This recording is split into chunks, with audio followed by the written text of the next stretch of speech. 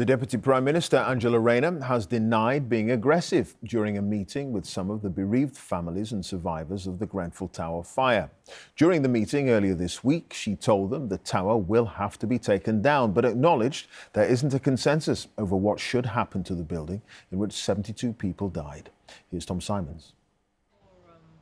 Grenfell, after the fire, before it was covered. The Deputy Prime Minister, Angela Rayner, decided it had to come down because it won't be structurally safe long term. A meeting was called with survivors and the bereaved to tell them.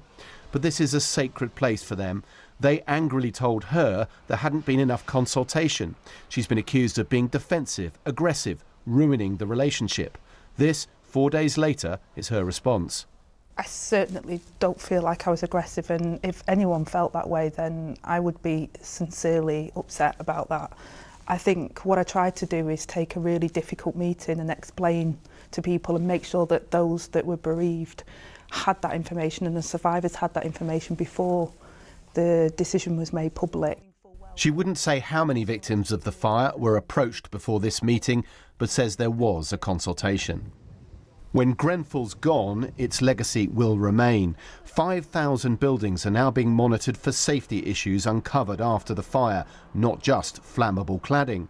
Building developers and managers will need to fix them, and the government says it could take until 2029. Shouldn't you be banging the table and telling them to get on with it? Well, it's exactly what I did. I brought them all into a room and said, this is not good enough, this is not acceptable. I've already taken action with those companies and made sure that they know that if they don't do what they need to do, that we will, if we have to improve the law, we'll take more legal action against them, and more legal action has been taken.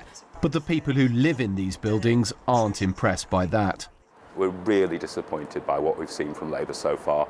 After all the support and opposition, the number of times they've pointed out the previous government's approach had failed, all they're doing is tweaking it a little bit here and there, tinkering around the edges.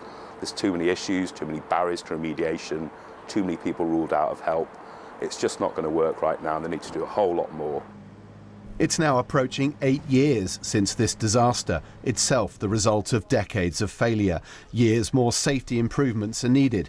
A building safety scandal which now spans a generation. Tom Symonds, BBC News.